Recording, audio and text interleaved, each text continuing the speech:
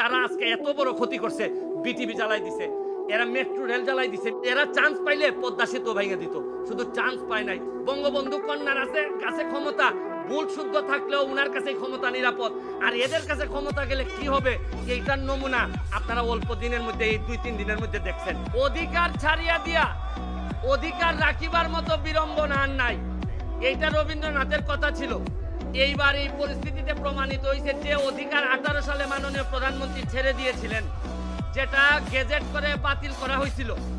আপনারা এই অধিকার কেউ কেউ ফিরাই আনতে গিয়া আজকে এত বড় একটা দুর্ঘটনার পতিত হইল।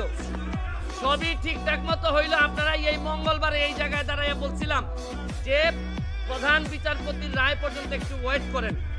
অনেকেই ওয়েট করেন নাই, অনেক আবেগ ছিল, যার কারণে আজকের এই ধ্বংসলীলা। আমি আরো জিনিস বলতে চাই, এই মঙ্গলবারের পরে বৃহস্পতিবারেও